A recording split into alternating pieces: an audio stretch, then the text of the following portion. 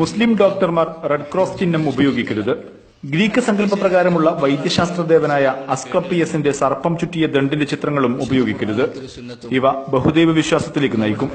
ഇങ്ങനെയൊക്കെയാണ് സലഫി പണ്ഡിതൻ മുഹസിൻ ഐദീദിന്റെ ഫത്വകൾ. അൽ അസ്വാല എന്ന വെബ്സൈറ്റിൽ പ്രസിദ്ധീകരിക്കുന്ന കുറിപ്പുകൾ സമൂഹമാധ്യമങ്ങളിലൂടെ പ്രചരിപ്പിക്കുകയാണ് ചെയ്യുന്നത്. സ്ത്രീകളുടെ ശരീരത്തിൽ കയ്യുറ ധരിച്ച് മാത്രമേ പുരുഷ ഡോക്ടർമാരെ സ്പർശിക്കാവൂവെന്നും രോഗികളായ സ്ത്രീകൾക്കും പുരുഷന്മാർക്കും പ്രത്യേകം കാത്തിരിപ്പ് സൗകര്യം ഉണ്ടാക്കണമെന്നും കുറിപ്പിൽ പറയുന്നു. എന്നാൽ വിശ്വാസം അതിരുകടന്നാൽ ഉണ്ടാവുന്ന ദുരന്തമാണിതെന്ന് KNM സംസ്ഥാന പ്രസിഡന്റ് TP അബ്ദുല്ലക്കോയ മദനി പറഞ്ഞു. ഇത്തരം ചിഹ്നങ്ങൾക്ക് മതവിശ്വാസവുമായി ബന്ധമില്ല. അതിനാൽ ഈ രീതിയിൽ വ്യാഖ്യാനിക്കേണ്ടതില്ല.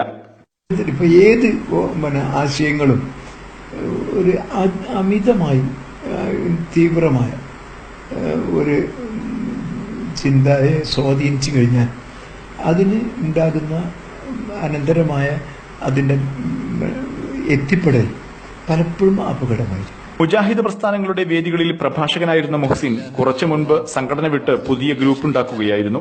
ഇപ്പോൾ ഗൾഫ് രാജ്യങ്ങളിൽ കഴിയുന്ന മുഹസിൻ ഐദീദ് അവിടെ വെച്ചാണ് വിവാദക്കുറിപ്പുകൾ പ്രചരിപ്പിക്കുന്നത്. മുഹമ്മദ് ഷഹീദ്, News 18, കോഴിക്കോട്.